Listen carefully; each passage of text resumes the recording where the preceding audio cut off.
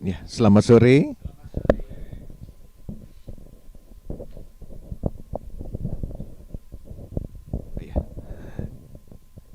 Ya, firman Tuhan pada sore ini berjudul Tuhan dapat memulihkan aku. Ya, mari kita buka ayatnya firman Tuhan di dalam Markus pasal 1 ayat 40 sampai dengan 45.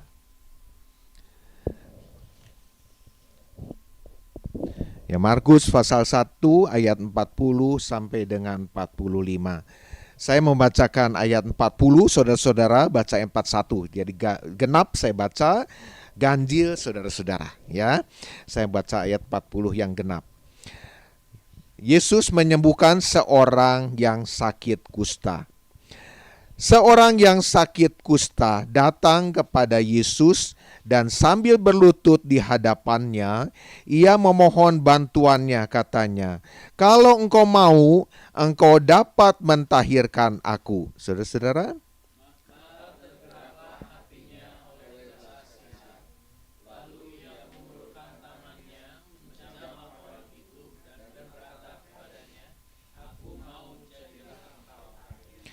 seketika itu juga lenyaplah penyakit kusta orang itu dan ia menjadi tahir.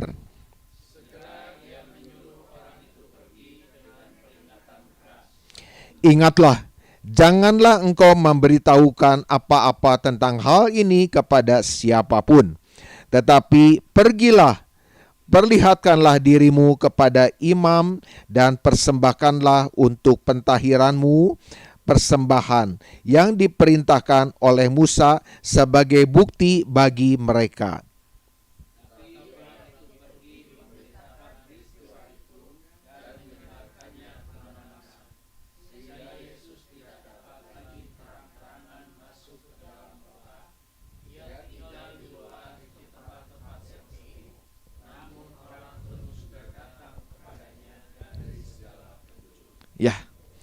Ya, firman Tuhan mengatakan di sini Yesus menyembuhkan seorang yang sakit kusta, ya. Penyakit kusta itu pada zaman dahulu belum bisa disembuhkan, ya. Kalau sekarang bisa disembuhkan, dan penyakit kusta itu sangat ditakuti karena akan menyebabkan kematian. Ya, kematian, lalu dihindari orang, penyakit terkutuk, sehingga orang yang penyakit kusta itu frustrasi. Dia harus disingkirkan dari masyarakat, dan penyakit terkutuk, ya. Orang juga nggak mau dekat karena takut ketularan, ya. Jadi tidak ada harapan bagi orang yang penyakit kusta, ya. Tetapi di sini ada dikatakan seorang yang sakit kusta datang kepada Yesus. Ada Yesus, ada jalan keluar, ada Yesus, karena tahu Tuhan Yesus dapat melakukan mujizat, bisa menyembuhkan, ya. Dan sambil berlutut di hadapannya ia memohon bantuannya, katanya, "Kalau engkau mau, engkau dapat mentahirkan aku." Kalau engkau mau, engkau dapat mentahirkan aku. Tuhan dapat, pasti dapat. Karena Tuhan itu pencipta segalanya, ya, dapat melakukan segala perkara. Kalau engkau mau, ya. Perempuan yang sakit kusta ini, ya, perempuan bukan ini, nggak disebut, ya, nggak disebut, ya. Seorang yang sakit kusta, dia berkata, kalau engkau mau, engkau dapat mentahirkan aku. Terus Tuhan Yesus tergerak hatinya oleh belas kasihan, lalu ia mengulurkan tangannya, menjamah orang itu dan berkata padanya, "Aku mau, jadilah engkau tahir." Seketika itu juga lenyaplah penyakit kusta orang itu dan ia menjadi tahir. Mujizat Tuhan Yesus dapat lakukan, ya. Karena Tuhan Yesus memang anak Allah, dia dapat melakukan mujizat, ya. Tapi tujuan Tuhan Yesus datang ke dalam dunia itu bukan hanya melakukan mujizat, ya. Hanya mujizat itu bukan tujuan Kristus datang ke dalam dunia itu. Itu hanya sebagai tanda yang menyertai. Mujizat banyak yang diidamkan orang, kan. Kalau orang sudah sakit, ya ingin mujizat kesembuhan. Kita masih ingat waktu itu masa-masa COVID, ya, belum ada vaksin. Jadi waktu tahun 2020 begitu COVID masuk ke Indonesia, ya, belum divaksin. mencekam. Ada pembatasan-pembatasan, bahkan toko harus tutup, ya. Ada pembatasan, supermarket pembatasan, bekerja juga pembatasan, sekolah diliburkan. Orang ketakutan karena COVID ini, karena penyakit ini bisa mematikan, ya. Dan belum ada obatnya, ya. Belum ada obatnya, vaksin belum ada. Semua orang diliputi ketakutan, ya, dan merasa tersendiri. Kalau kena COVID kan harus di ruangan isolasi, lalu perawat, dokter juga memakai APD, ya, dilengkapi karena takut ketularan. Dan orang mengharapkan satu mujizat kesembuhan, ya. Semua orang waktu kena penyakit ingin kesembuhan, ya. Tentunya, ya, waktu orang yang kena sakit, bahkan waktu dokter mengatakan angkat tangan, ya, artinya nggak bisa menyembuhkan penyakit yang tidak bisa disembuhkan lagi.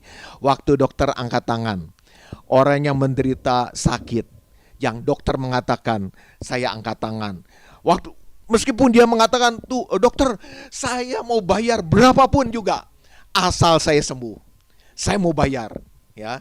Kalau bisa dibayar dengan nilai yang besar, ya, dia mau, ya. Tapi nggak bisa. Penyakit ini nggak bisa menyembuhkan. Dokter sudah angkat tangan, tapi orang yang sakit ini ingin kesembuhan, ya, ingin disembuhkan sampai semua hartanya juga mau dia bayar asal dia sembuh. Nah itu, ya. Tapi ada di sini orang yang sakit kusta juga begitu. Saya tuh mau melakukan apa aja. Untung ketemu Tuhan Yesus. Tuhan Yesus dapat melakukan mujizat. Tapi dia mengatakan, Tuhan, dikatakannya, kalau engkau mau, ya, engkau dapat mentahirkan aku.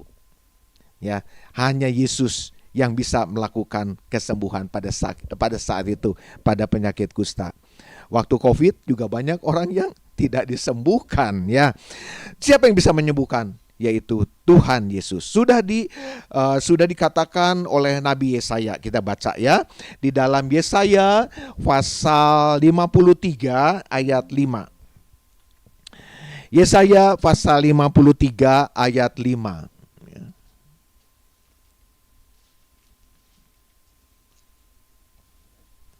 Ya, firman Tuhan berkata, tetapi dia tertikam oleh karena pemberontakan kita, dia diremukkan oleh karena kejahatan kita. Ganjaran yang mendatangkan keselamatan bagi kita ditimpakan kepadanya, dan oleh bilur-bilurnya kita menjadi sembuh. Oleh bilur-bilurnya kita menjadi sembuh. Karena Tuhan Yesus, ya, bilur Tuhan Yesus bisa dapat menyembuhkan penyakit kita, ya. Waktu dokter angkat tangan, saya angkat tangan. Tapi ada jalan keluar. Kalau Tuhan Yesus mau, kalau engkau mau, ya, kalau engkau mau, engkau dapat mentahirkan aku.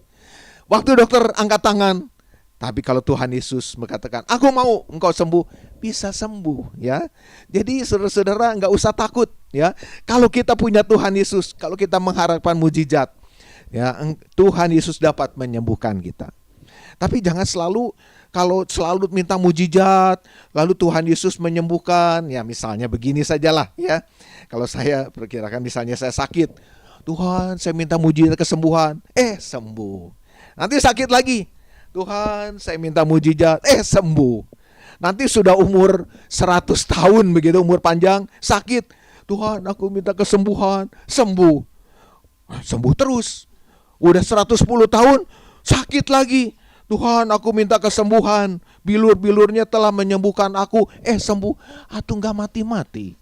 Mau ibu bapak saudara-saudara, ya, kalau saudara-saudara setiap kali minta kesembuhan sama Tuhan, Tuhan kasih. Pikir lebih dalam. Kadang-kadang kita pikir apa? Enggak juga, ya. Sekali-kali perlu Tuhan tolak. Tuhan minta kesembuhan, Tuhan bilang enggak perlu kesembuhan, kamu pulang. Sudah, hidup kamu sudah selesai, kan gitu, ya. Kalau kita minta mujizat, selalu mujizat kesembuhan pada Tuhan, dan Tuhan selalu mengabulkan, kita tidak akan mati-mati. Ya, perhatikan, tidak akan mati. Nah, jadi kalau kita pikir, lebih baik mah nggak usah, ya, kita nggak usah minta mujizat kesembuhan. Nah, bukan kita tidak minta kesembuhan, boleh, tapi kesembuhan. Kesembuhan jasmani itu adalah gambaran kesembuhan rohani, kesembuhan sejati. Jadi kesembuhan jasmani ini gambaran dari kesembuhan rohani, kesembuhan yang sejati. Kesembuhan yang sejati itu apa? Kesembuhan dari dosa. Kita umat manusia sudah berdosa, seperti kita kena penyakit kusta. Umat manusia itu sudah kena penyakit dosa, seperti kusta, tidak ada harapan. Waktu seperti COVID waktu itu, ya. Tidak ada harapan. Tetapi Tuhan Yesus mengatakan, oleh bilurnya kamu disembuhkan. Jadi kesembuhannya bukan kesembuhan jasmani, ibu bapak saudara-saudara, kesembuhan rohani yang kita perlukan, yaitu kita dibebaskan dari penyakit dosa. Ya, kita minta kesembuhan yang sejati daripada Tuhan. Jadi jangan salah kaprah ya, sehingga setiap kali kita sakit, oleh bilurnya aku telah disembuhkan.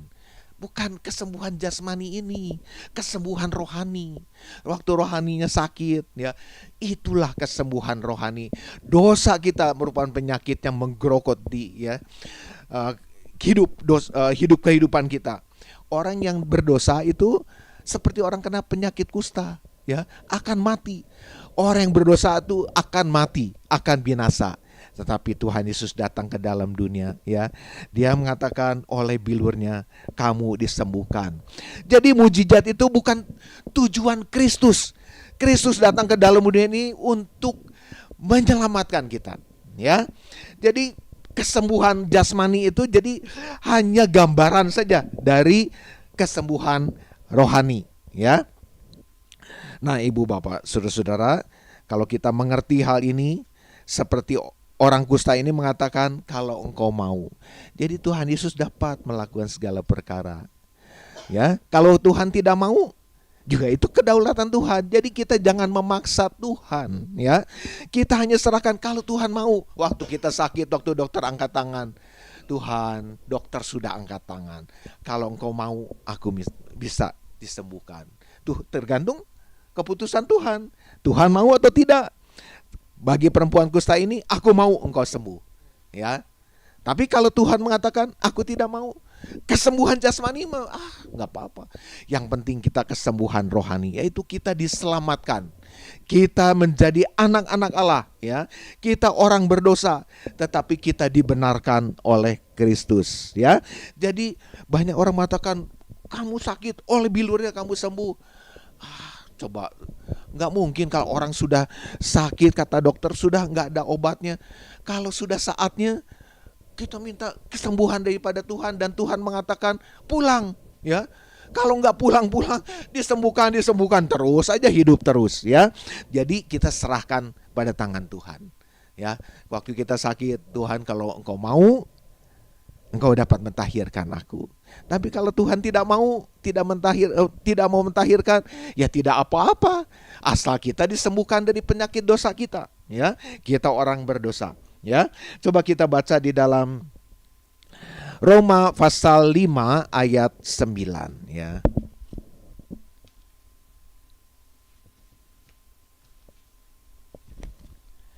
Roma pasal 5 ayat 9. Lebih-lebih karena kita sekarang telah dibenarkan oleh darahnya, kita pasti akan diselamatkan dari murka Allah. Ya, kita ini dibenarkan, kita ini orang berdosa. Ada orang yang tidak pernah berdosa? Tidak ada. Pasti orang berdosa. Bahkan hamba Tuhan sekalipun, pendeta sekali berapapun, pasti orang berdosa. Ya, pasti dia pernah berdosa, enggak kebal dari dosa. Orang pasti berdosa, ya. Kita ini dibenarkan oleh darahnya. Kita ini orang enggak benar. Semua enggak benar, termasuk saya. Orang enggak benar. Kita sudah berdosa dan orang yang tidak benar di hadapan Tuhan. Untuk hidup menjadi benar, usaha sendiri enggak bisa. Pasti gagal.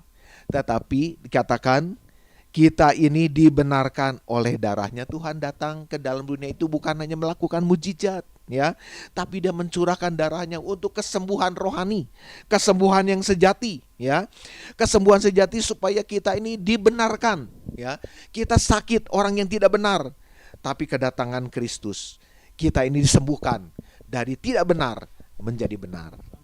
Tetap kita nggak benar, tapi dibenarkan. Ya, kita firman Tuhan katakan kita ini dibenarkan. Saya bukan orang benar di hadapan Tuhan, nggak benar, tapi kita ini semua dibenarkan. Tidak benar, tapi dibenarkan. Jadi Tuhan melihat kita apa? Benar, dibenarkan oleh darah Kristus. Itulah mujizat terbesar, mujizat kesembuhan terbesar. Kita dari tidak benar menjadi benar, dibenarkan. Menjadi benar tuh dibenarkan, nggak bisa benar, tapi dibenarkan, ya. Jadi ibu bapak saudara-saudara jangan ragu. Aduh, saya mau orang berdosa ini, ya. Waduh, tadi pagi sudah berdosa. Kita minta kepada Tuhan, Tuhan, aku ini orang berdosa, nggak benar, tapi Tuhan sudah membuat saya ini dibenarkan. Saya orang berdosa, dibebaskan dari berdosa. Jadi orang yang tidak benar, orang yang tidak layak, dilayakkan. Kita nggak layak menjadi anak Allah, ya, tapi dilayakkan. Untuk menjadi layak sendiri nggak bisa. Untuk benar sendiri usaha kita nggak bisa. Oleh darah Kristus kita ini dibenarkan, kita dilayakkan, ya. Dan firman Tuhan mengatakan kita ini sekarang telah dibenarkan oleh darahnya. Kita datang pada Kristus. Orang yang tadi sakit kusta ini frustrasi kan, wah udah bakal mati, ya, dikucilkan, tapi ketemu Yesus, disembuhkan, ya. Kita datang sama Tuhan Yesus, kita dibenarkan dari penyakit dosa, ya. Dan kalau kita dibenarkan oleh darahnya, kita pasti diselamatkan dari murka Allah. Allah murka sama umat manusia, tetapi kita dibenarkan sehingga dikatakan kita pasti akan diselamatkan. Ini ayat ini menguatkan kita. Kita pasti diselamatkan. Itu tidak membuat kita ragu-ragu. Aduh, selamat enggak? Jadi makanya kalau kita sakit, kalau boleh, ya, Tuhan dapat menyembuhkan aku, ya. Tuhan kalau Tuhan mau, aku dapat tahir. Waktu kita sakit, kalau Tuhan mau, aku dapat tahir. Tapi rencana Tuhan. Kita tidak perlu takut karena kita sudah dibenarkan di hadapan Tuhan. Kalau kita sudah dibenarkan, dikatakan kita pasti akan diselamatkan. Ini harus kita catat. Pasti diselamatkan. Banyak orang ragu-ragu, dulu juga sering saya ragu-ragu, ya. Saya dulu dari sekolah minggu, ikut gereja, tapi firman Tuhan mengatakan kau harus hidup kudus. Gak bisa kudus. Kita gak tanya, coba ada kita bisa hidup kudus? Gak bisa. Pasti gagal. Engkau harus hidup suci, engkau harus hidup kudus. Bisa? Ngomong salah, ngejek orang, benci orang, kan gak kudus hidupnya. Tapi kita dituntut oleh firman Tuhan, ya, hamba Tuhan berkata, engkau harus hidup kudus, enggak kudus neraka lu, ya. Aduh, ampun, ya dah. Tapi kalau saya mengingat saya ini enggak bisa kudus, tapi dikuduskan oleh Tuhan. Tapi bukan saya mengajarkan, enggak bisa hidup kudus, ya udah seenaknya aja kan enggak bisa kudus, bukan. Kita harus berusaha. Tapi kalau gagal pun Tuhan membuat kita dikuduskan, kita dibenarkan. Kalau kita sudah dibenarkan oleh darah Kristus, kita enggak usah takut menghadapi kematian itu, ya. Waktu Tuhan panggil, karena firman Tuhan mengatakan kita ini akan dibenarkan, ya, dan kata pasti akan diselamatkan, ya. Jadi saya senang sekali kita pasti diselamatkan. Kalau orang kan sering orang-orang lain moga-moga lah diselamatkan, moga-moga diterima, ya. Tapi orang yang memiliki iman Kristen, iman percaya akan darah Kristus yang sudah membenarkan kita, sudah menghapus dosa kita, firman Tuhan mengatakan engkau pasti diselamatkan. Nggak mungkin binasa. Itu yang membuat kita gembira. Itu yang membuat kita ini mau hidup kudus. Kita sudah dibenarkan. Saya berusaha hidup kudus, saya berusaha untuk hidup suci, ya. Jadi kita pasti diselamatkan dari murka Allah. Ayat 10, sebab jikalau kita ketika masih seteru diperdamaikan dengan Allah oleh kematian anaknya, lebih-lebih kita yang sekarang telah diperdamaikan pasti akan diselamatkan oleh hidupnya. Pasti diselamatkan oleh hidupnya, Ya, ibu, saudara-saudara, kita ini sebagai orang Kristen, anak yang memiliki iman Kristen, percaya pada Tuhan, pasti diselamatkan. Jangan ragu-ragu karena firman Tuhan. Kalau nggak pasti diselamatkan, buat apa ada ayat ini? Ya, pasti diselamatkan. Karena kita menjadi umat pilihan Tuhan. Kalau sudah menjadi umat pilihan Tuhan, kita pasti diselamatkan. Bisa jatuh, bisa, tapi kita dibenarkan. Ya, ayat 11, dan bukan hanya itu saja, kita malah bermegah dalam Allah oleh Yesus Kristus Tuhan kita, sebab oleh Dia kita telah menerima pendamaian itu. Kita didamaikan, kita putus hubungan dengan Allah, tapi karena Kristus, mujizat ya yang Kristus berikan kepada kita, kesembuhan sejati, yaitu kita dibenarkan dari tidak benar, kita dibenarkan. Itulah kesembuhan yang sejati. Jangan kita mengharapkan kesembuhan jasmani. Kesembuhan jasmani nggak terlalu penting, ya, nggak terlalu penting. Yang penting apa? Kesembuhan yang sejati, kesembuhan rohani. Ya, itu yang penting. Dan Tuhan Yesus datang ke dalam dunia itu memberikan kesembuhan rohani, kesembuhan sejati, yaitu kita diselamatkan dari darah Kristus. Ya, ibu bapak saudara-saudara, jadi waktu kita mohon sama Tuhan, ya Tuhan kalau boleh, saya ingat lagu tadi pagi juga dinyanyikan, ya, mujizat itu terjadi, yang tidak mungkin menjadi mungkin. Apa tadi kalimatnya tuh? Yang tidak mungkin, yang tidak mungkin menjadi mungkin karena percaya. Saya kurang setuju.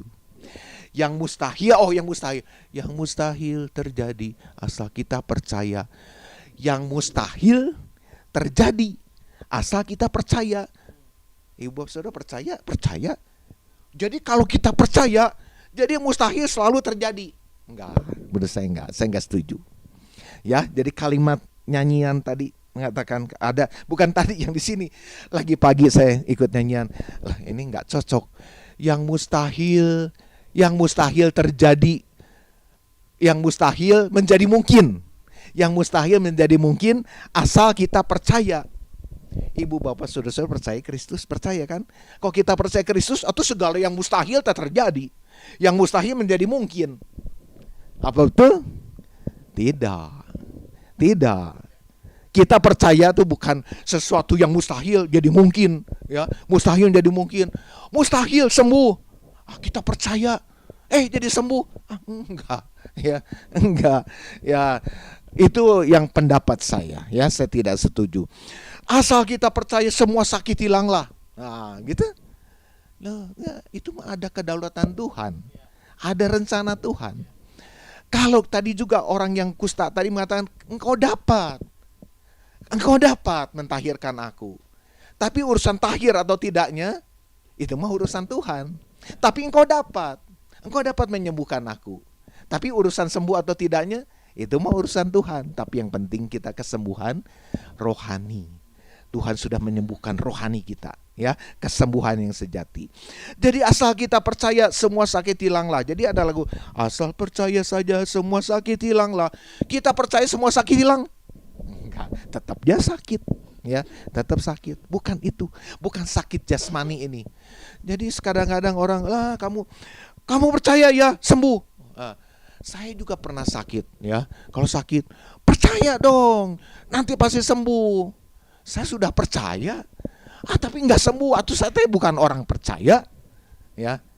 Jadi bukan syaratnya percaya, lalu yang mustahil jadi mungkin. Enggak.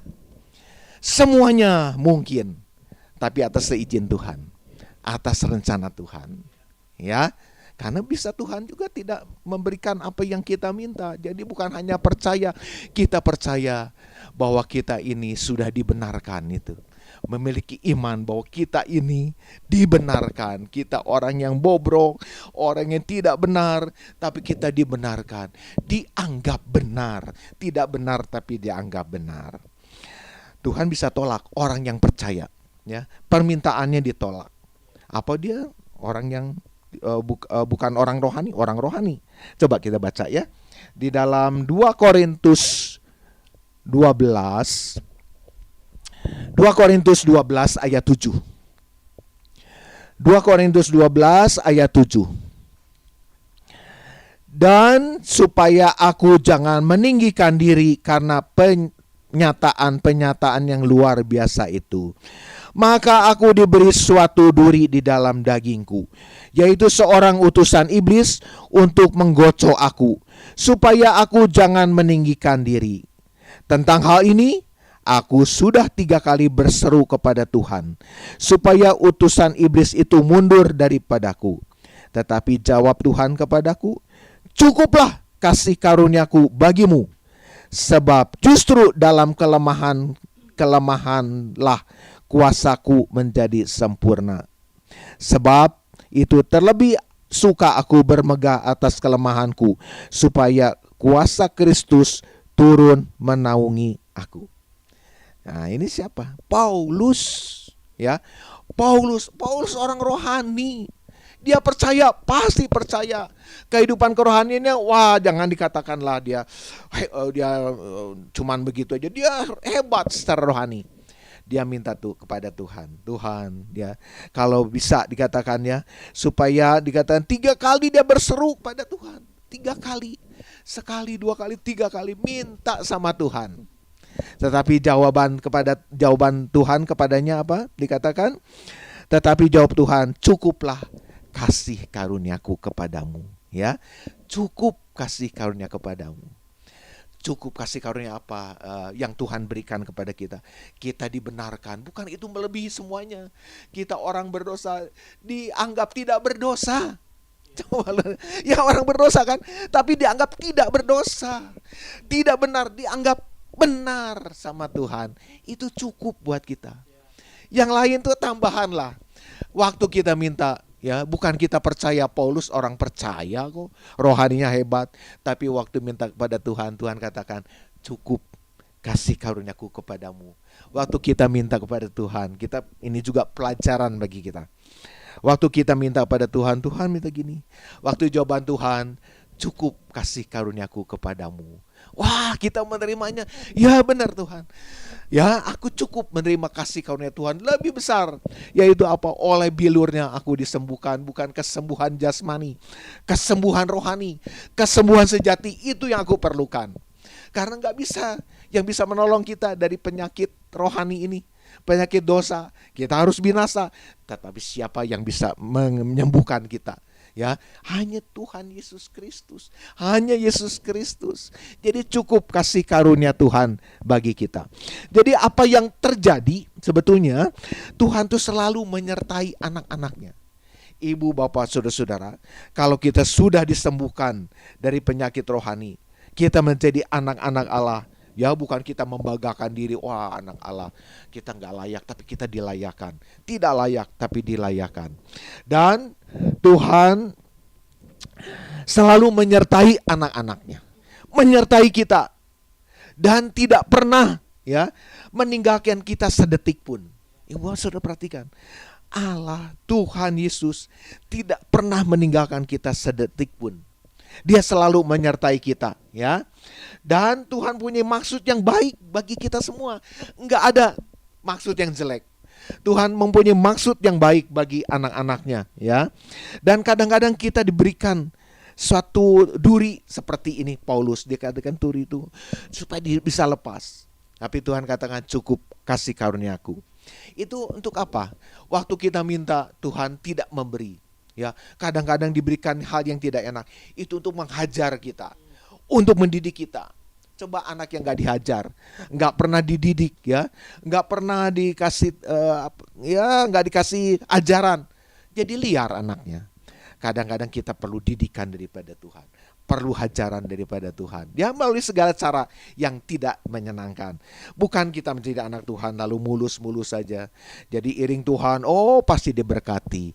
Iring Tuhan pasti sehat selalu, ya, selalu sehat.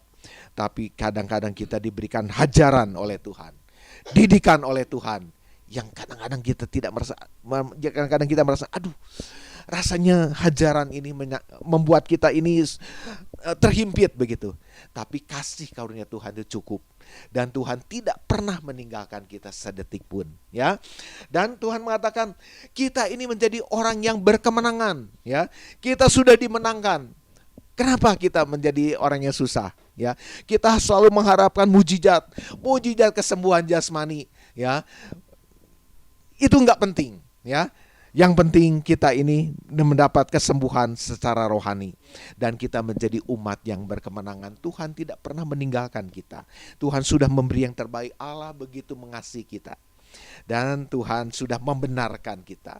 Dan kita pasti diselamatkan. Itu saja kita pegang. Tuhan sudah menyelamatkan saya. Ya, waktu kita pulang, waktu kita saatnya pulang, ya kita bersuka cita. Ya, Tuhan sudah memberikan keselamatan dan pasti diselamatkan. Ada saudara-saudara yang di sini masih ragu-ragu, ya, jangan ragu-ragu baca ayat ini. Kita pasti diselamatkan oleh darah Kristus. Kita dibenarkan. Jangan merasa aduh sama suka bohong ini. Buang bohongnya. Tapi kalau nggak bisa, kita ini dibenarkan, ya, dibenarkan. Pasti Tuhan tuh jaga kita supaya terus nggak jadi terpuruk begitu. Pasti Tuhan jaga dan Tuhan bisa hajar kita. Dan kita menjadi umat yang berkemenangan. Kita ini lebih daripada pemenang. Ayat terakhir kita baca di dalam Roma 8 ayat 37. Roma pasal 8 ayat 37. Tetapi dalam semuanya itu kita lebih daripada orang-orang yang menang oleh Dia yang telah mengasihi kita. Dia mengasihi kita. Kita ini lebih daripada orang-orang pemenang, ya. Kita menjadi lebih dari orang-orang yang menang, ya. Jadi kita menjadi orang yang menang. Jadi Bapak Saudara, kita jangan bersusah, ya. Nah, waktu Covid melanda, anak Tuhan juga ada yang tidak disembuhkan, ya. Hamba Tuhan yang besar juga tidak disembuhkan, ya. Waktu dia pasti dia juga minta mujizat kan kepada Tuhan. Itu salah satu contoh, ya. Dia orang percaya. Hamba Tuhan percaya sama Tuhan itu, sama kuasa Tuhan percaya, ya. Percaya dia hamba Tuhan besar. Pasti dia berdoa, jemaatnya berdoa, Tuhan sembuhkan ini. Minta sama Tuhan kesembuhan, ya. Tapi jawaban Tuhan apa? Tidak diberikan, ya, tidak diberikan air. Banyak kan hamba Tuhan juga, ya bukan banyak, ada hamba-hamba Tuhan yang harus meninggalkan dunia karena Covid. Tapi juga ada yang Tuhan memberikan kesembuhan. Kenapa, ya? Apa orang ini kurang percaya? Bukan orang percaya. Asal kita percaya semua sakit disembuhkan. Hamba Tuhan itu gak percaya. Percaya, tetapi kenapa gak disembuhkan? Nah itulah, bukan kesembuhan jasmani saja, kesembuhan rohani. Bukan kita percaya, tapi semua ada rencana Tuhan. Paulus juga minta kepada Tuhan, cukup kasih karunia Tuhan. Waktu hamba Tuhan ini juga minta Tuhan berikan mujizat, tapi Tuhan berkata, cukup kasih karuniaku, pulang saja, ya, sudah selesai tugasnya. Jadi apapun yang terjadi, itu rencana Tuhan yang terindah. Ibu bapak saudara-saudara, kita tetap mengucap syukur bahwa Tuhan itu selalu memberi yang baik, walaupun kita tidak disembuhkan. Orang sakit kusta tadi kalimatnya, kalau Tuhan mau, ya, kalau Tuhan mau, ya, Tuhan dapat menyembuhkan aku. Kalau Tuhan mau, pasti bisa. Tapi Tuhan mau atau tidak, ya. Jadi baiklah ibu bapak saudara, jangan berkata kamu sih nggak percaya jadi nggak disembuhkan. Nggak, kita orang percaya. Kesembuhan bukan asal karena kita percaya atau tidak, bukan ukurannya. Kesembuhan itu datang daripada Tuhan, ya. Jadi bukan kita menjadi orang yang tidak percaya. Oh sakit, dengan sakit nggak disembuhkan, kamu mau orang nggak percaya sih. Jangan mendapatkan tuduhan kita bukan orang percaya. Kamu nggak memiliki iman sih. Tetap kita memiliki iman. Kita memiliki iman bahwa kita ini pasti diselamatkan. Itu iman yang kita percayai, ya. Karena darah Kristus kita sudah diselamatkan. Sekian firman Tuhan. Tuhan memberkati. Saya kembalikan kepada